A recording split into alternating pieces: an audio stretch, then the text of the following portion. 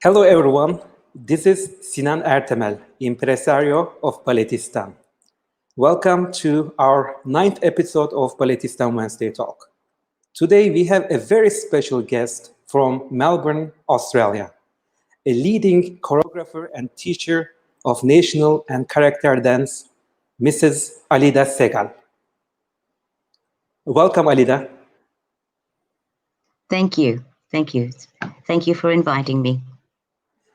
Our pleasure. So today we will witness your journey of dance, like classical ballet, with regards to family, friends, your parents, and then your transition to national and character dance education in Moiseyev Ballet School, your successful dancing career, and then later your career as a teacher and choreographer. So we will have a lot to talk about, and we are extremely excited to have you today. So starting with your parents, like, can you tell us about your parents and your artistic background? Yes. Well, my father was a concert violinist, and my mother was actually a primary school teacher, but she was a ballet fanatic, I would say. And she was often involved with the backstage operations of the Australian Ballet Company, just as a volunteer, because our company was very young at the time and very new and was underfunded. So they relied a lot on honorary members of staff. So, but my father was invited in 1957 to participate as an Australian delegate in the Youth Arts Festival in Moscow.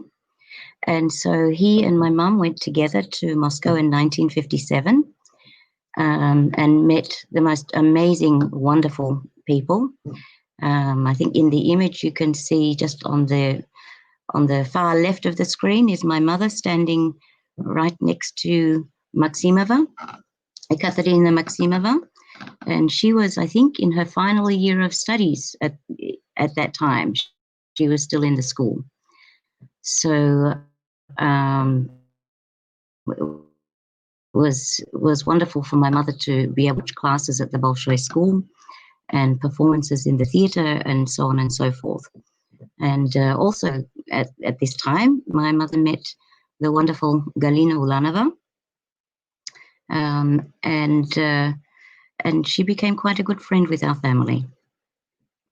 So my parents, having come from a very artistic background, decided to educate me and my sisters in as many of the arts as possible. We had music lessons, we had dance lessons, art lessons, painting and sculpture and ceramics, all sorts of extracurricular activities, because they firmly believed that education was not just at school.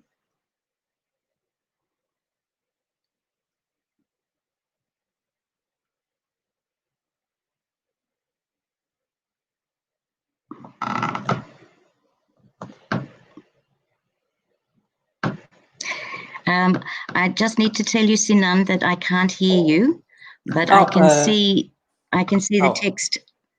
Sorry. So, like, I had this microphone issue.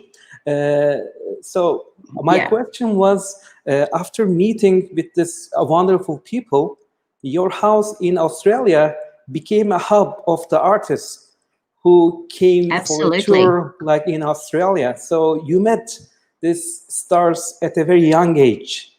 So how did they influence you and your artistic career? Oh, they greatly influenced me as in my artistic career, but also just as a human being, as a person, because you can imagine, a child growing up with so many diverse influences, different philosophies, different thoughts, different ideas, different creative outlets. You can imagine that that was a very fertile place for a child to grow, and also for artistry to evolve, to grow. So it influenced me enormously. There were artists from all over the world, ranging from circus, the Great Moscow Circus, to the Bolshoi Ballet, to what was then called the Kirov Ballet, now Mariinsky, Moiseyev Dance Ensemble, Berezka Dance Ensemble, Georgian Dance Ensemble, many different companies from all over the world. And our house was always open to the artists who were visiting. So some also became such close friends that when they returned to Australia, they stayed in our home. They actually lived with us at home instead of in a hotel. And our house used to have the nickname, the Segal Hilton. So because everybody used to come and stay. Right. So Yeah, here, so you can like see your mom is in the image there. Yes, here in the image, my mother is on the right-hand side behind the swan, and next to her is sitting Ulanova. Yes. So that was very exciting, of course, for my mother to meet someone of such stature. And she did see Ulanova dance. She attended a number of different performances at the Bolshoi Theatre. And this is, I can't remember what year it is exactly, but it is Ulanova with my mum, just, having a private conversation at home, sitting together, chatting. right. So, yes. Like I remember another big star whose picture we will see shortly, Maya Plisetskaya, said something Yes. about like Ulanova. Ulanova is an angel and she danced like one. So do you remember her on the stage? Like your mom like has seen her on the stage. Like what is your experience with her on the stage and off the stage? Well, personally, I'm too young to have seen her dance, Ulanova. But my mother did see her dance. And my mother always says she has never, to this day, seen a better Giselle. And, she tells me regularly, oh, we must watch that film of Ulanova dancing Giselle. It's so beautiful. It has such pureness, such dramatic quality, but there's just a pure sense of the character of Giselle in the different acts. So first in the act where she is a young girl, and secondly in the final act when she's a Willie. And she danced up until 50 years old, and she was such an amazing actor. Even like her 40s, like she represented this young girl like so beautifully. Yes, she did. Yes. There are not many artists who have been able to dance for such a long time. And of course, that it shows complete dedication to a life of pursuing artistic excellence. And, it shows the generosity of their heart, that they're prepared to give up everything else in their life. They didn't have marriages or children and so on. They just focused absolutely on their art. Although I do have to say that Maya Plisetskaya was very fond of football. So we have some pictures of her with your family as well. Yes, that's in the backyard of my family home. That would have been somewhere in the mid or late 80s, I would say. And that's my mother and father sitting with Maya, having a picnic in the backyard. And yes, also in the backyard of, oh no, that's the front yard of our home, in the front garden. Yes, she did enjoy to be outside and in nature. That's she's playing with my son here, my first son, who is now 35 years old and has his own child. But Nicholas, my son Nicholas, was the first child that she ever played with. She didn't ever experience anything with children. Seriously? And I believe she was a little, seriously, I believe she was even a little bit frightened of them, that maybe they would break. And so this photograph was taken in our lounge room with my son playing with trains and Maya on the floor. And another very dear friend of ours, Emma Lipa, who was the concert master and chief accompanist with the Bolshoi Ballet for many, many years. She used to travel with Maya as accompanist because Maya didn't like anyone else to play for her. So I sent this photo to Emma, and she put this photograph on her up in her kitchen with her family photos. And she also would have many artists visiting her home from the Bolshoi, and they would say, who is this child with Maya? And Emma would say, this is Maya's grandson. And they would look at her completely unbelieving. How is this possible? Maya never had any children. How could this be her grandson? But it was a little bit of a joke. Yeah. And this is Maya when she stayed with us. Of course, she did bar and, practiced every day to keep her condition. And I think she was also at that time over 60 years old. And you can see from her silhouette that she still had a beautiful figure. And as I said before, completely dedicated to her life as an artist. Yeah. So every day for her would start with class. Yeah, incredible. And like she's like a dancer who excelled both in adagio and allegro, right? I mean, like in that sense, I mean, Absolutely, yes. Yes, she was amazing to watch her jump. She would just fly through the air. She was incredible. But she also had the most amazing ability to tell a story with her expression and her body language and her gestures, her hand gestures, and her beautiful port de bras. Again, I've never seen a dying swan like hers. That is just so dreamy. It's out of this world in the real sense of that phrase. It's not like something human. when I read her story, like her struggles, like as a child, because of the like Yes. Soviet regime's issues, like with her family, she must also have a strong character, like strong personality. Is that so? Absolutely, yes. A very strong character, a very strong personality, and very determined character, extremely determined. Yes, she often got into trouble with with the directorship and the political parties because she was quite outspoken. But she had a very traumatic childhood. And lost both of her parents very, very young. And then she went to live with her uncle, who then trained her. Her uncle, Asaf Mesero. Anyone who knows anything about dance teaching knows that Asaf Mesero was one of the finest dance ballet teachers Absolutely. of the last century.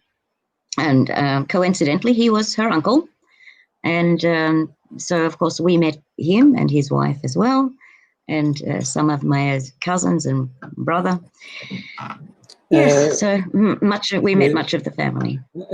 Like before, like I go on like with your career, like how you started dancing, I have a couple of more pictures that I want to talk about, if you don't mind. Okay, I don't mind.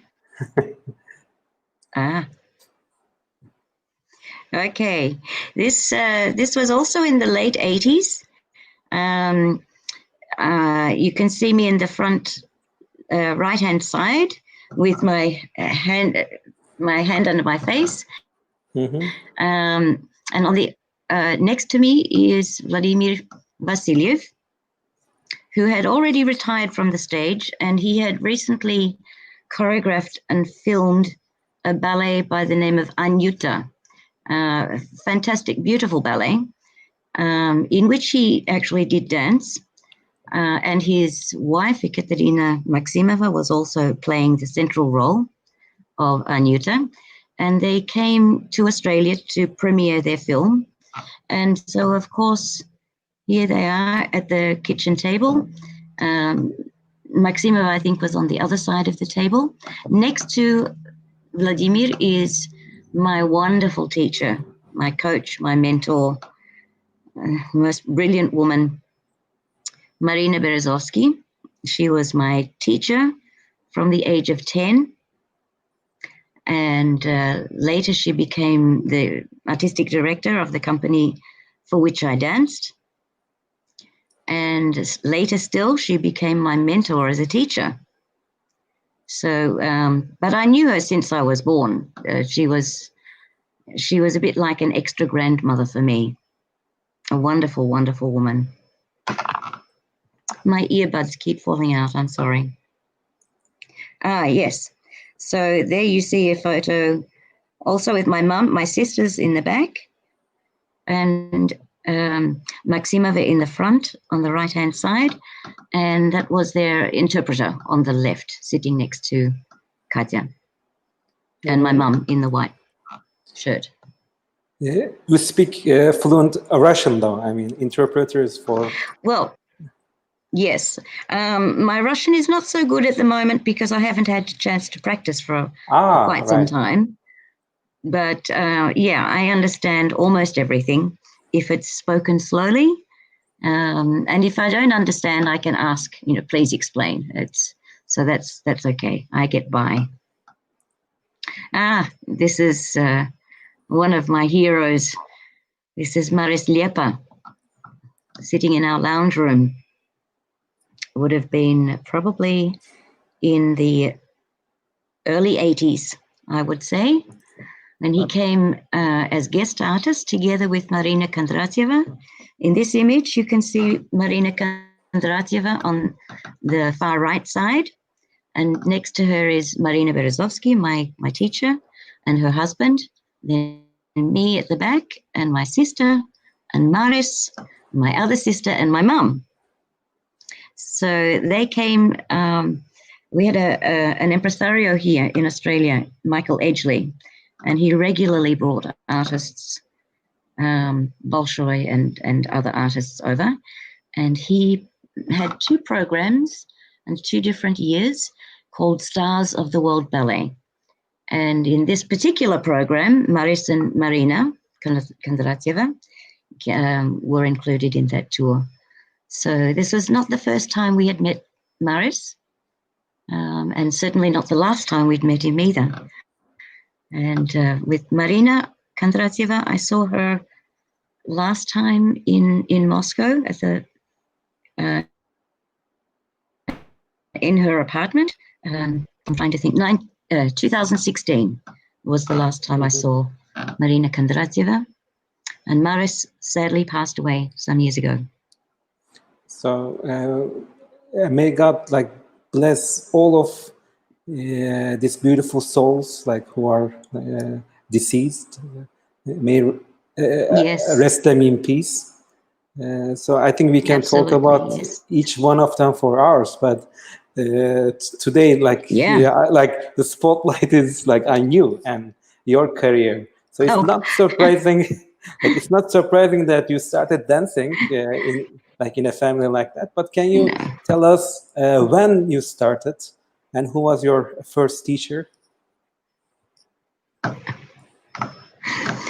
Okay, like most little children, I started, dance classes in the local ballet school, and I think I was about 3 years old, 3 and 4 years old when I first started some very informal, casual ballet lessons, and then I started to want to take it a little bit more seriously. So I moved to a different school from the age of 5 until 10. And my teacher there was Kathleen Gorham, who had been one of Australia's prima ballerinas before she retired from the stage. So she was a big influence in my life. Also, she was a close friend of the family. And she was a very, very strict teacher, known for her toughness. Yeah. And then after the age of 10, I went to a different ballet school again, where the focus was predominantly on the Russian ballet methods. So I studied with Madame Janina Chunova, who was listed in a book as one of the top 10 ballet teachers of last century. So I was very lucky that I had phenomenal teaching. And it was around that same age 10, that I began to take lessons in character dance as well with Madame Berezovsky. Right, like we have some pictures with Madame Berezovsky. Like while we see the pictures, can you tell us about her teaching style, teaching methods, and how she was in person?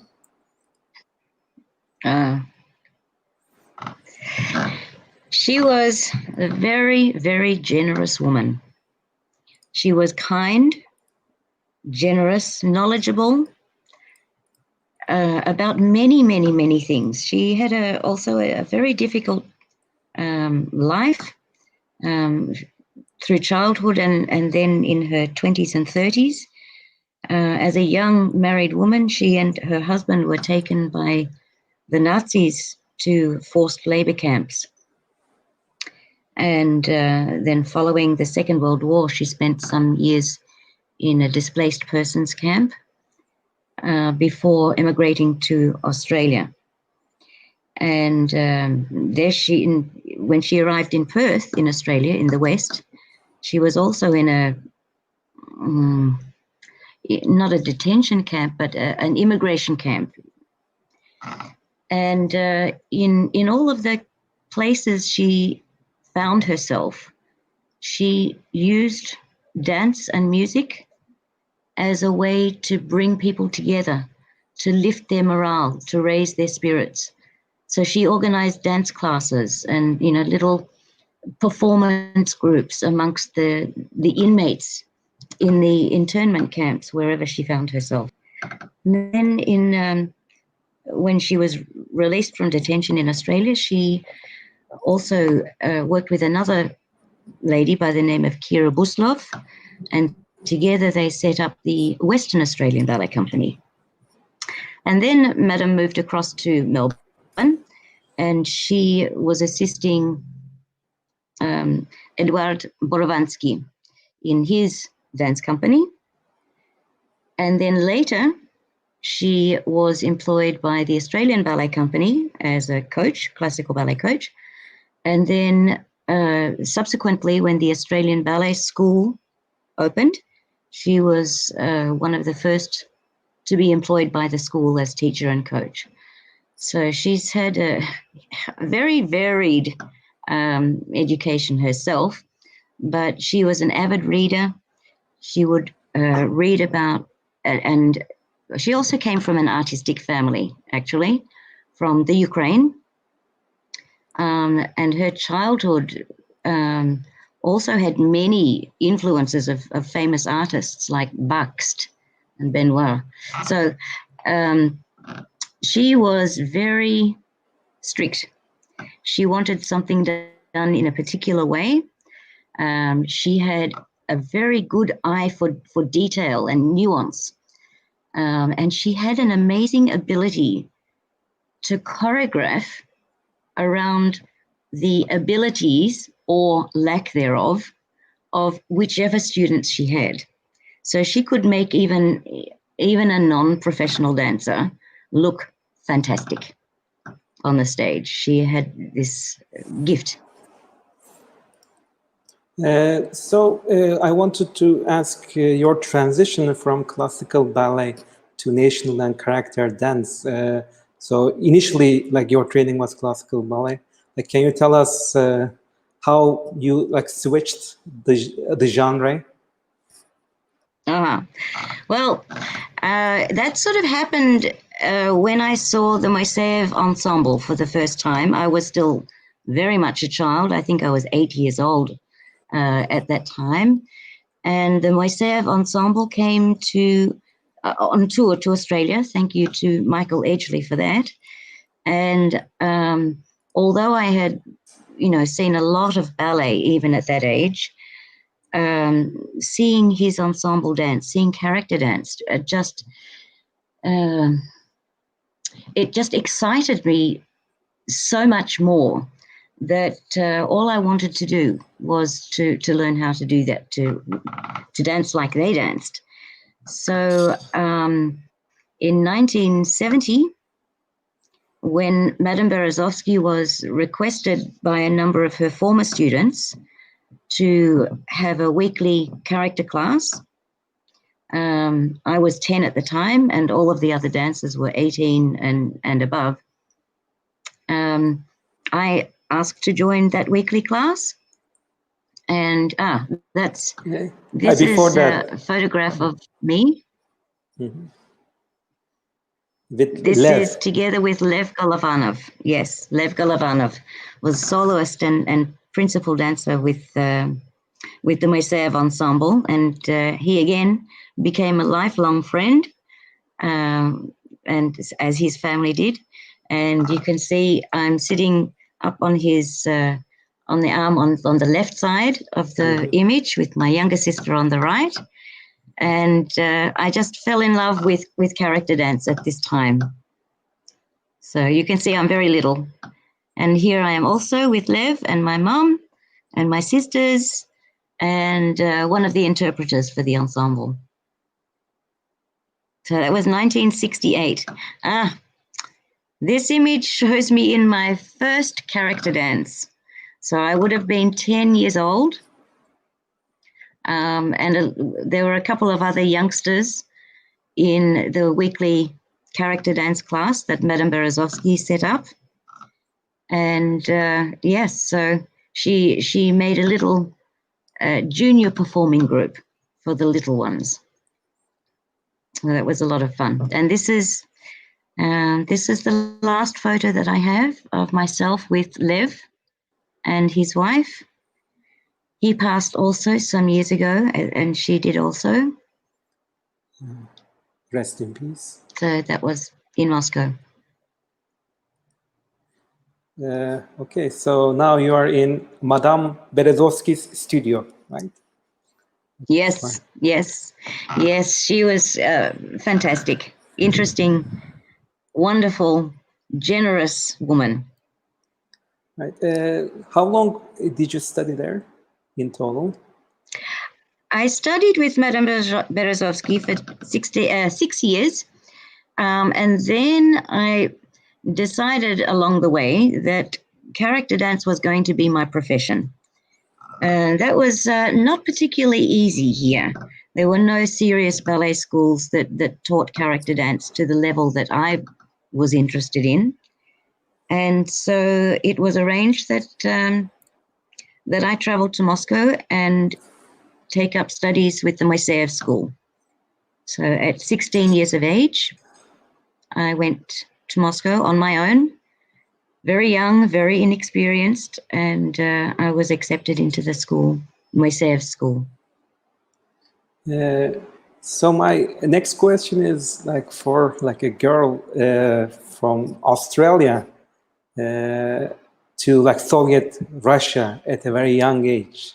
So how was the cultural like transition that you went through? Like how was the life? It was a little bit of a culture shock, I have to admit. It was quite a bit of a culture shock.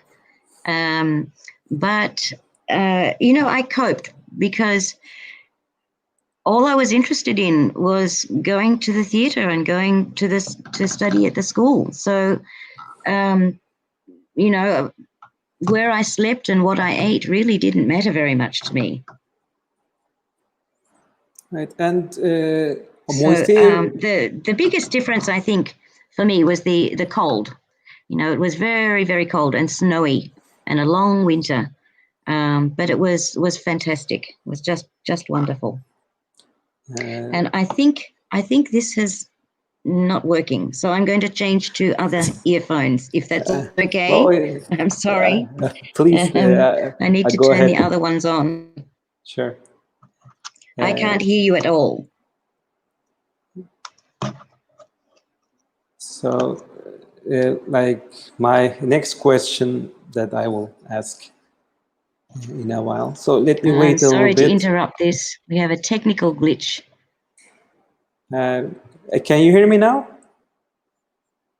No.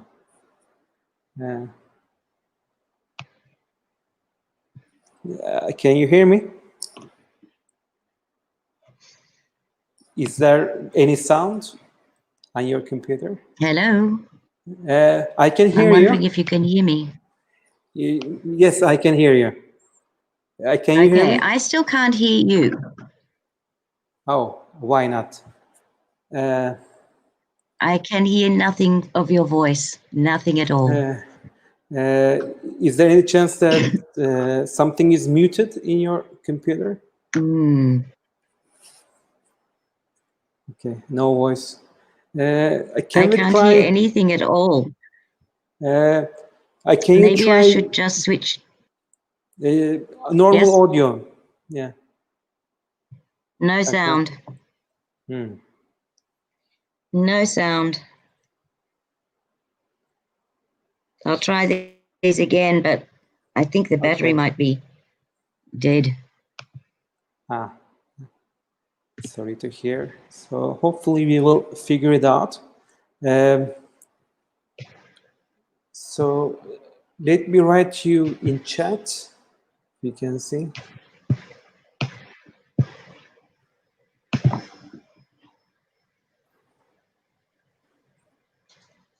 Hello. Can you hear me? Can you hear me now? I can hear you now.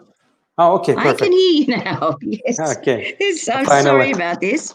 This is a fact of life with our coronavirus now, that we have to do everything like this with technology, and sometimes it just doesn't work. That's the case, and I think like when we are doing like online streaming project like this, I mean, this is understandable. I mean, it's not the first time that it's gone off again. We are having this issue. I don't know what's happened, but it's gone off again. Okay, so there must be like a battery issue, maybe. I don't know. They've been charging all day, so I don't know. I've got the other one in now, so we'll see how that goes. I'm sorry. So maybe we get some help from our technical staff. So I am also writing. So can we try to take everything off, just the computer audio? Just the computer audio? Can you try that? We could, except that I don't know how to do that. I'm so not technical.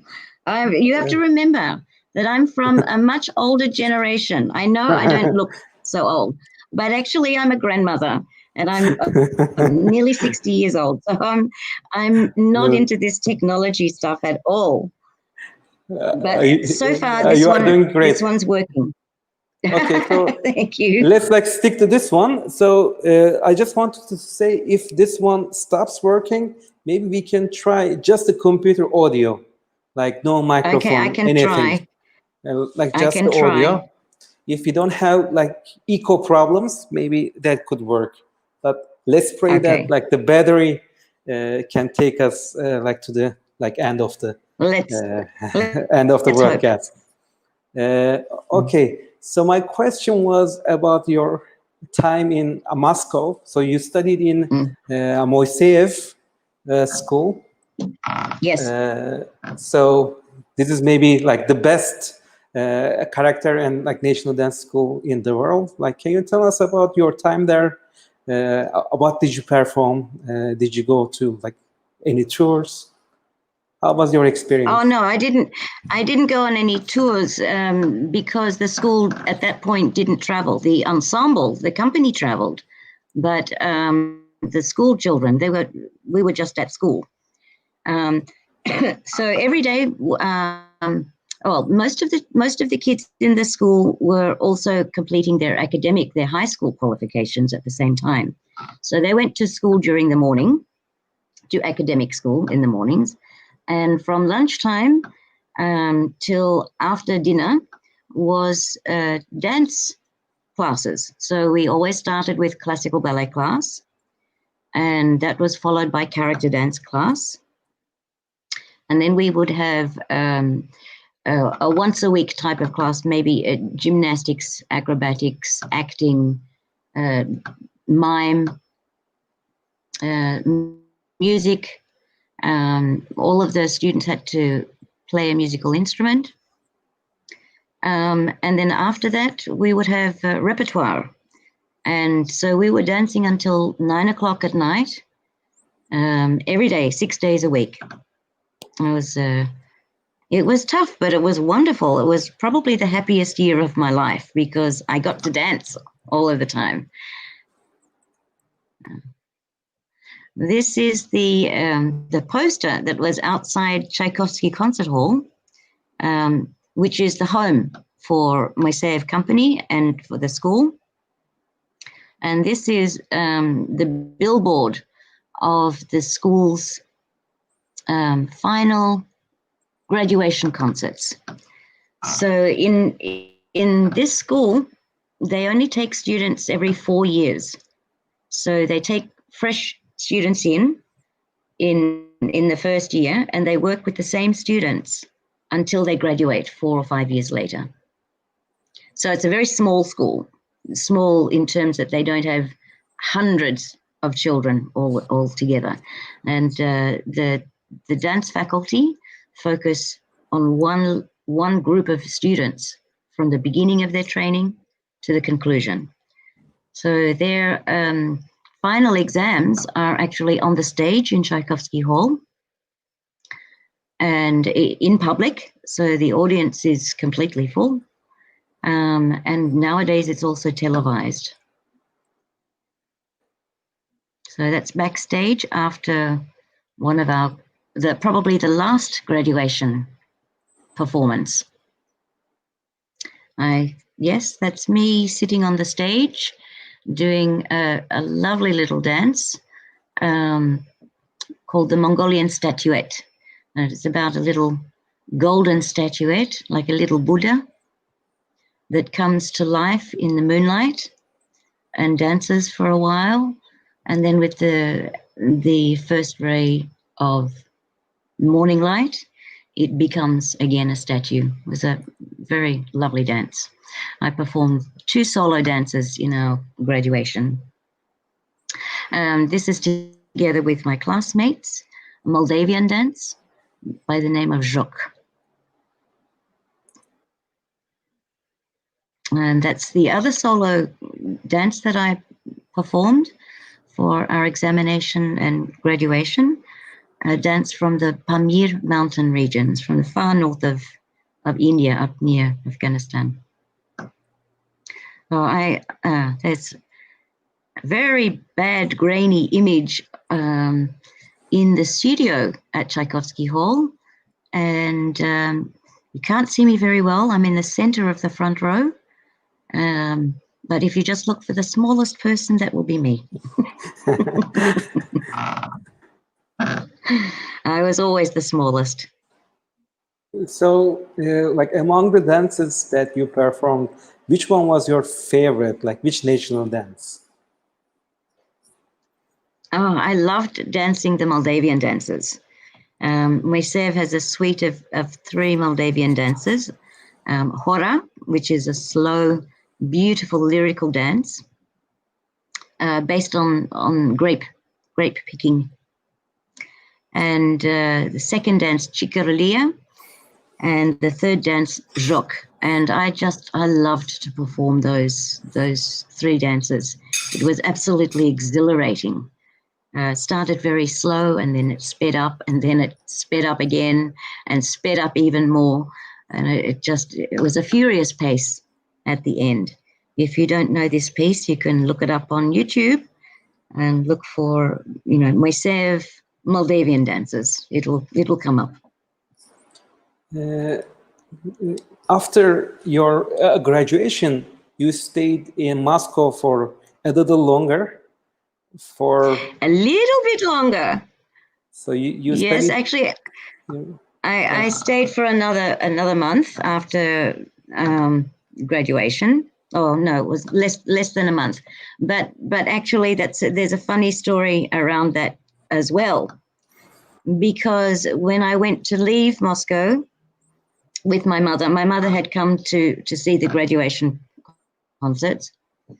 When I went to exit at Moscow airport, suddenly behind me were two massive militia, military soldiers with their shotguns, of course, and their big furry hats.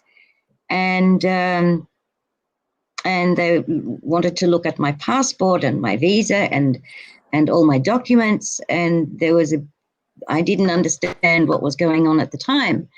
But what happened was that I was detained. And of course, my mother refused to leave without me. She was not going to leave me in the hands of the militia. But I had a problem with my documents. My visa in my passport had not been stamped properly when I arrived in Moscow. And my original visa was only for 3 months, except that I stayed for 10 months. And there was no additional paperwork that at 16, I didn't understand I needed to do more paperwork, or I needed to apply for any special permissions. I just stayed. So it transpired that I was actually in the country illegally, and that's why I was detained. It took almost a week to resolve all of those issues satisfactorily before I was allowed to leave and come back to Australia. But I was actually quite happy to stay. I wanted to stay and live in Moscow. I would have been very happy. When I checked your biography, you also studied teaching methodology and choreography. When was yes. then? Is it later? Okay. Yes, later. In subsequent years, the year after my graduation, about a year and a half after I came back to Australia, I returned to Moscow again, and I was already dancing professionally. I was no longer a student, but I wanted to see through a performer's eye rather than a student's eye how to construct choreography, how to perform better. And then subsequent to that, I went again. This is after I had started my teaching career. And so I looked at how to teach and how to choreograph for students. And so at different times that I've been back to the same place, to the same school, and watched the same teachers, I have seen with different eyes. And it's very interesting to return and review what you've learned before. Because for me, anyway, every time I see something, I see something different. I could see the same class again and again and again, but each time I will notice something else. Right. And can we go back to your first dancing years? You danced in Kolobok Dance Company. Yes. Mm-hmm. For that's right. How many years? Just a few years, actually. It was a very short career. I had to stop dancing, unfortunately, quite young. And anyway, it happened, and so I decided that I would think about teaching next. And I was quite heartbroken, actually, to stop dancing professionally. But anyway, it turns out that it's for the best, because to be honest, I think I'm a better teacher than I ever was a dancer. I was a good dancer, but I think I'm a better teacher than I was a dancer. So this image shows. Hopak? No, this image shows Slovak polka, Czechoslovak polka. Mm. That was from a mini ballet that Madame Berezovsky created about some traveling jesters. So I'm, of course, up in the air. I was frequently being held up or thrown up or turned around, being such small stature. For those of you, it's hard to tell when I'm sitting down, but I'm actually a very small person. I'm not quite 1.5 meters. I'm about 1.78 meters tall, very little. So this dance is the Pamir dance from the Pamir Mountains. I performed that and also the Mongolian dance all across Australia. This was also from that mini ballet about the traveling jesters. And it's an interesting image. There's the Mongolian statuette. Oh, okay. I think and we came back to the previous I think picture. you must be going back. Yeah, so that's on the stage. The one here that you're just showing now, that was on the stage. That's a new one. That was in Australia. That one's in Australia. The previous one was in Tchaikovsky Hall. This is a Russian dance from a Russian dance that I performed around Australia. I love Russian dances as well. Also, again, Slovak polka. This particular image. This one is a hopak. This Beautiful particular costume. image. Yes, yes. Very hard to dance in, though. They're very heavy, and Ukrainian dancers can be very energetic, and so to have to dance in so many layers of clothing, we were hot and sweaty. The folkloric costumes are much harder to dance in than ballet costumes. I have seen like hopak before, and the male dancing is also fabulous. I mean, big jumps, big turns. Yes, the men are very competitive with they call them tricks. So they do a lot of work in grand plie position, and they call it prisyatki. When they're fully bending their knees and so on, and fantastic leaps and turns in the air and so on and so forth. And the females do a lot of fiddly footwork, fine, delicate, detailed, fast, intricate footwork, and a lot of turning steps. I love the turning steps. This image shows me doing a dance from Uzbekistan, and I frequently did dances that had an oriental nature about them, being small and having dark features and slightly not oriental eyes, but almond-shaped eyes. Those oriental dances did suit me well.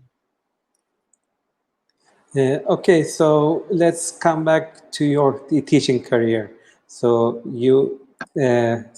But you didn't have your own school, right? I mean, you taught in the different schools and companies.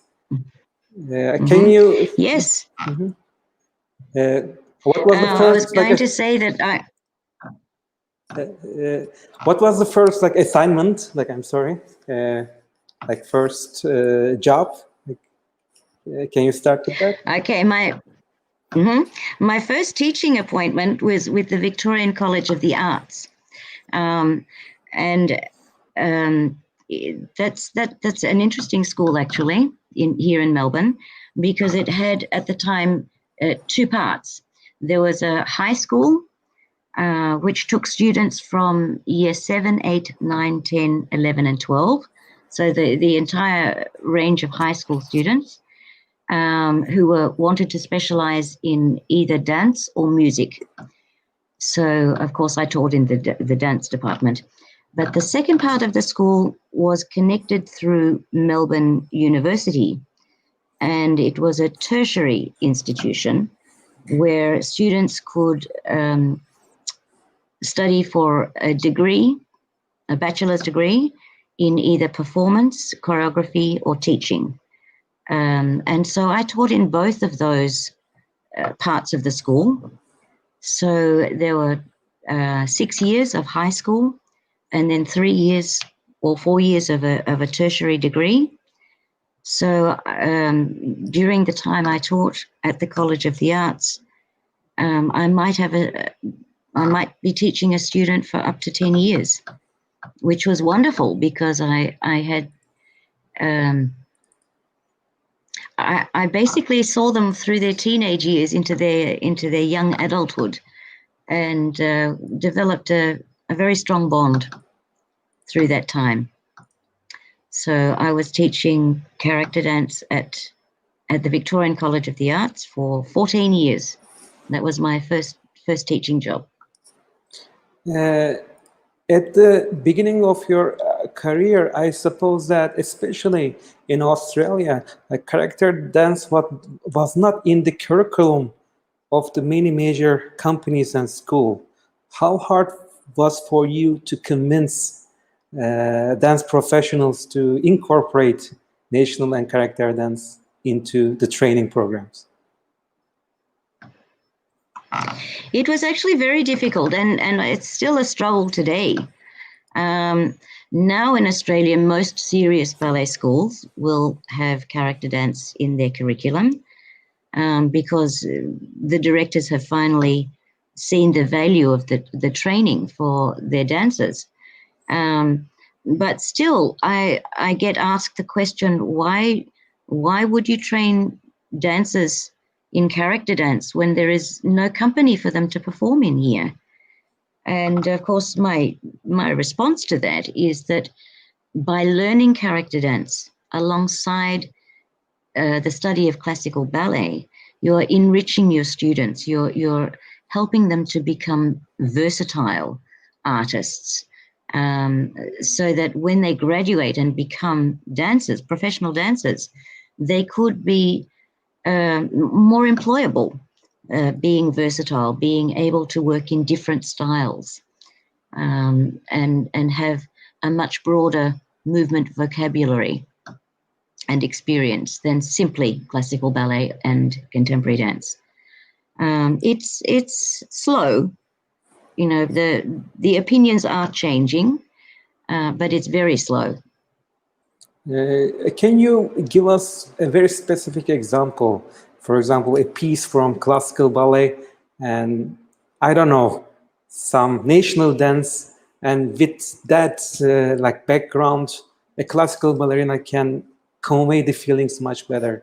Can you give a specific example? In all of the classical ballets, the ballets relate a story to the audience, and many people in the audience, of course, are a little bit knowledgeable about ballet, but there are others who are not knowledgeable about ballet, and maybe they don't read the program notes or know the story. Pardon me. But it's very important for dancers to be able to not only do the steps, but to create the character of whatever they're portraying so that the audience immediately gets it. The audience can see what sort of a character this person is. I keep using the word character because character dance is really about learning movement characteristics. For example, the movement characteristics of Kitrig in Don Q are completely different to the movement characteristics of Giselle in the first act of the ballet. And dancers will often dance both of those roles and do them both very well. But if they don't understand the elements, dramatic elements, gesticular elements of, how to use their hands, the line of the shoulders, the tilt of the head, the line of the eyes and so on, the body language aspects, they're not going to be real for the audience. Does that make sense? It does, absolutely. And Good. can you can you tell us about your own teaching methods and philosophy? I think you prepared like a curriculum, so you were trained by the best of the world, and you travel like around the world. So all of this experience, like how did it help to shape this curriculum, and how many schools are like adapting it now? So I like universities, companies, schools. Like, can you tell us about your works basically in Australia? Okay.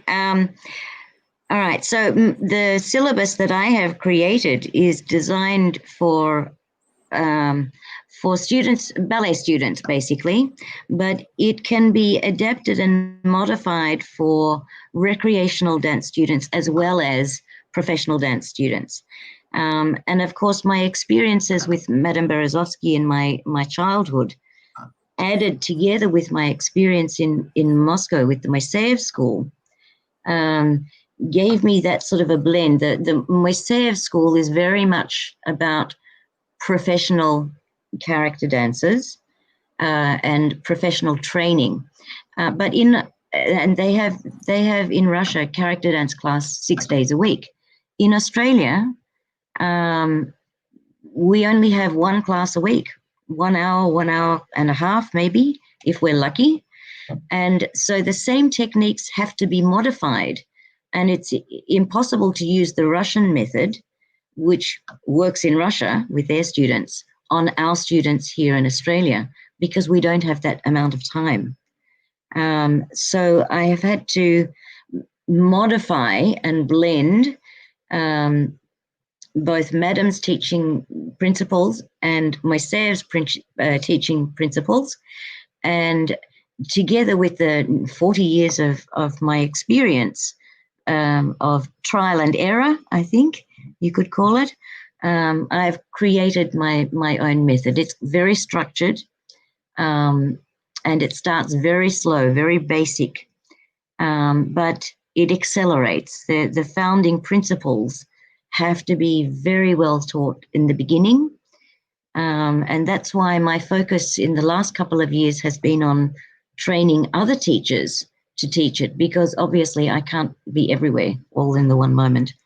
So, I mean, I can only teach at half a dozen schools in Melbourne at the most in 1 week. And there are more people who want it. So, yes, I have to train other teachers to do this. And I've also done teacher training workshops in Holland and in Switzerland, and in other states around Australia, Western Australia and the north of Australia. Can you tell us about your choreographies? I have done many choreographies, mostly for students, because the bulk of my teaching career has been with ballet students. So I have choreographed dancers of many different styles, national styles, for my students, and also in other schools that I don't generally teach. I'm sometimes invited as a guest choreographer. Yes, so it's tricky, because in some schools they're always odd numbers. You know, I might have 17 girls and 2 boys. So it means that you've got to be very creative in how you construct your dances. But yeah, I've done everything from solo dances to duets and trios to small groups of 8 or 10 to mass ensemble numbers of 20 and 30. So And very diverse range. You even, I think, helped choreography of Olympic skaters. Is that so? They asked me to give them some coaching in movement characteristics that they could use when they're performing on the ice. So yes, they were, Torval and Dean were wonderful skaters. They were the first actually to receive a score of 10 in ice dancing. And when they were touring in Melbourne, they came to see the Victorian College of the Arts, and they watched through the window some of my class. And then they asked me if I could give them some coaching, them and their ensemble that they had put together in character dance. So that was a lot of fun. Coming back to your teaching methods, I was told that you are somehow a strict teacher, like being trained like in Russia. Maybe you are like carrying some of the tradition. Yet your students are like very fond of you, and I think you still see them after like so many years. It's like a family. So how do you keep this balance? Okay.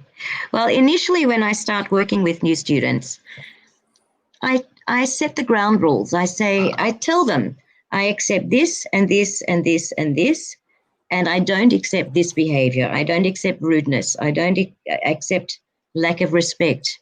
I don't accept that you talk in class. I don't accept that you make noise. So I set all my rules before I start teaching, and I establish them very, very quickly. And the students very soon understand that when I'm in the studio, this is work. This is serious business for me. It's not just fun and games. You know, this is my job. This is my duty. This is my passion. and for me, you know, it's not important whether they like me or they don't like me. What's important is that they learn. So yes, I am very strict, but after a short amount of time, they understand that with my strict training and my honesty, because I won't ever tell them that it's good until it is good. They actually respect that honesty, that I'm not prepared to just say, oh, yes, that's lovely, darling, let's move on. But we will repeat until it's right, and I will continue and work and demand more of them.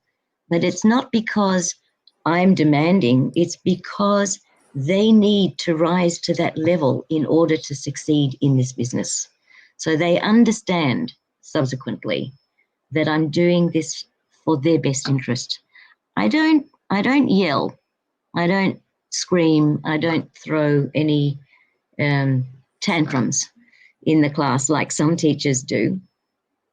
But I'm very straight. I tell them what I want, and I tell them when it's not good enough, and I also tell them how they can make it better. You know, what my job is to help them to achieve better, and they understand that ultimately. So, Can you give us some of the names of the former students who subsequently had great careers in Australia and around the world? Well, the one who immediately comes to mind is Justine Summers. And she went from being a student of mine. I think you might have a photo that she's in when she was my student. That's not her. That's a recent one. Oh, okay. One second. Justine, no. So it that's must Emily. be somewhere. That one. Oh, you missed it. That's the one. You can see. Yes. No. Previous. The other one. This one. That one. Yeah. Yes.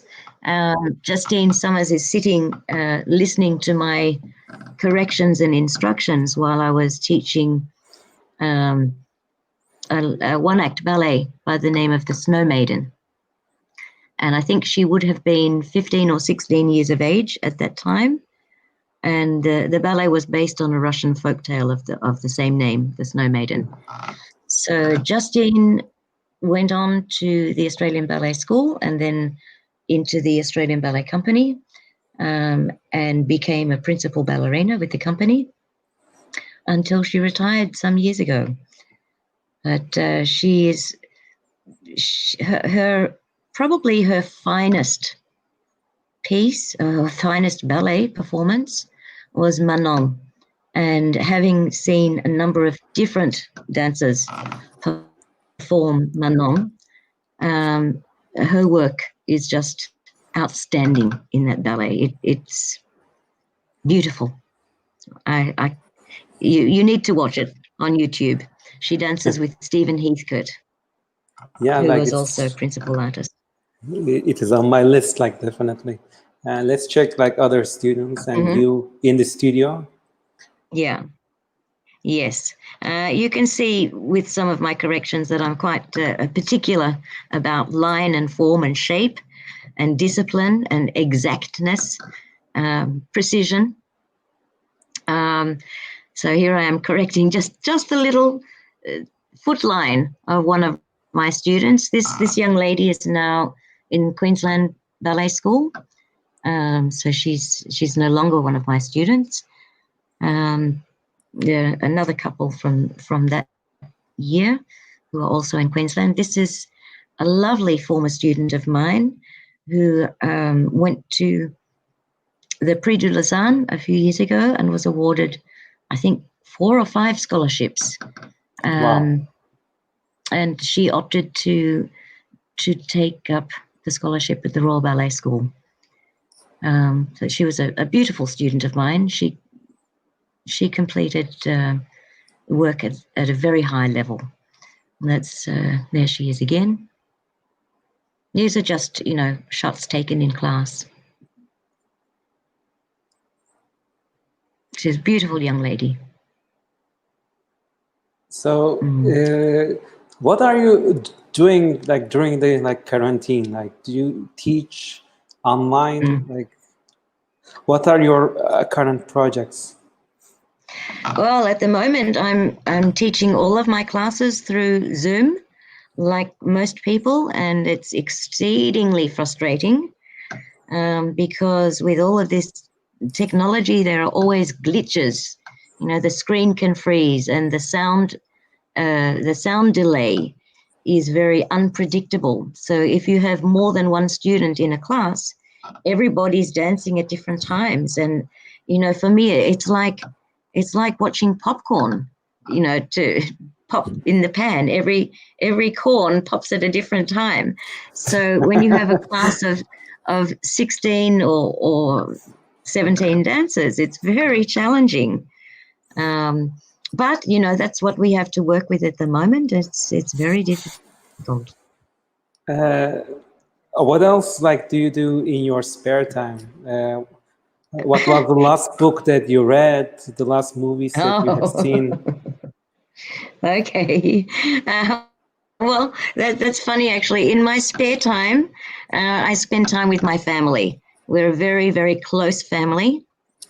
And I spend one day each week with my granddaughter. And I think the last book I read was probably a book for her. So, something like The Wiggles or something like that. One of the princess or fairy books. That was probably the last book I read. I don't have a lot of spare time, to be honest. And when I find myself not teaching, I'm always finding another task. I have more writing to do for my syllabus. My syllabus has 6 different levels, most of which are completely written and already in book form. But I've decided recently that I need to do a preliminary or preparation level for children who are younger than 10, because a lot of people are asking, what can we teach our children before level 1? So I'm starting to write a preparatory course for children aged between 6 and 10. So 2 levels. of that. And my next project will be to co-choreograph the character dances for Swan Lake, together with David McAllister, who is at this point still artistic director of the Australian Ballet. So that will be an interesting project, co-choreographing together with him. Right. And I was going to say that he has been commissioned by the Finnish National Ballet to create his own production of Swan Lake, and so he has asked me to do some choreography with him for the character dances in the third act. So that's what we'll be starting on soon. So, like, I'm trying to remember the third act. What character dances are there in Swan There's Lake? the Çağdaş, Hungarian Çağdaş, Polish mazurka, and then there's a Spanish dance and Italian dance. Great. So you're gonna choreograph all of them, I suppose. No, and I don't think I'll do all of them. We're going to. I'll be starting with the Çağdaş and the mazurka, and we'll see what happens with that. So, like, I hope that we will pass these difficult times with the pandemic, and we will see that Swan Lake, like, on the stages soon. So, well, like, the premiere for it is in Finland, in Helsinki, in next year in February, and I'm not sure even that I'll be able to go. But somehow we have to choreograph this and maybe film it on Australian dancers here and send it to Finland for the dancers to learn. And like, I ask you about like, what do you do in your like spare time? It looks like your family is not just interested in a ballet, but also different like art forms. And as we talked before, I remember a very interesting story about a painting, and I see some paintings like behind you, like in the wall. That way, yes, that way. Those paintings, yes, they were a gift from Marius Liepa. The first one, the first one, The Winter, was a painting that my father fell in love with in a gallery in Moscow. And he was determined he was going to buy this painting. And now they're very heavy, actually, because they're painted on solid wood.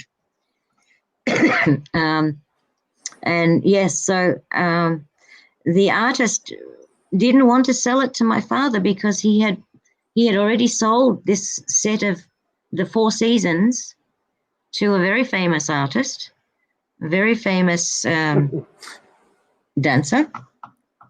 And it was sold as a set. And this artist only makes original works. He doesn't do multiples of anything. So my father begged and pleaded, and finally the artist agreed to sell him one of the paintings. So Dad brought the painting home and we put it on the wall. And then I think it was only 3 or 4 weeks after that, very short time after that, Marius Liepa came to visit again, and he saw the painting on the wall, and he couldn't believe what he was seeing, because he had bought the set of paintings from the artist, and the artist had promised them to him and as a complete set. And so he was quite bemused that he and my father had such common taste. And then when he went back to Moscow, and he asked the artist to make the other 3 to complete the set for us. So he brought those this spring, summer, autumn. He brought those on his next visit as a gift. So now we have the complete set, and they're in the lounge room. And then in a subsequent visit, he asked the same artist to create a series of paintings called the Three Virgos. And they're in another room. There they are. And they have the Virgo symbol in the middle, and my initial, and my sister Ilana's initial, and my sister Tamara's initial, and we're all connected with that vine. And it's the three Virgos because because my sisters and I are all born in September, exactly 2 years apart. So we're all Virgos. Right. Can I ask you another like personal question? Like as Sure. Being like a fresh impresario like myself, I think it's like sort of like magical, like having this friendship with the artist. So what was the secret of you and your parents? Like how did you get like this like sort of like family like environment in Melbourne, Australia? Well, when Mum and Dad went to Moscow in 1957, they were welcomed with absolute open arms by the citizens of Moscow. And, they were invited to people's homes and given gifts and treated with such generosity and warmth that they decided when they came back to Australia that they would offer the same hospitality to any visiting artists who came to Melbourne. And, it was very common for artists that they would come to perform and they would be in the hotel or in the theatre. And it was just hotel, theatre, and they never saw anything of our beautiful nature. They never saw any home life and they never saw any family. And many of them really missed their own children and their own wives or husbands. And so when they had an opportunity to come and spend some time swimming in the pool or having a barbecue or going for a drive up to our, hills or a walk on the beach with Mum and Dad and the three little girls, they really enjoyed that. And they appreciated that they could come and sit on a couch in a friendly, warm, safe environment that was just not a sterile hotel room or a dark, cold theatre. So it's really, my parents just offered hospitality as they had been offered. So that's how it began. And I think, all of those experiences that I had growing up, I was just surrounded by such greatness that, for me as a teacher, it's not an option to accept mediocrity. It's just not an option. So I guess that's why I'm such a demanding teacher, demanding in that I'm not satisfied until I get their best from my students. And I think like this attitude that you have like inherited from your family, it's not just Moscow or like Melbourne, like our mutual friend who introduced us, like Sergey, he even mentioned that like you touched on his heart as well. I mean, you are inspiring people even like on the tour in other parts of the world. Well, I just sometimes, artists are treated like maybe they're put on a pedestal or maybe they're treated offhandedly, either of those two extremes. But, just to have a normal human to human, artist to artist conversation with someone, you just have to be open and honest. And it doesn't matter if, their English is not so good or my Russian is not so good or we don't exactly understand word for word the conversation.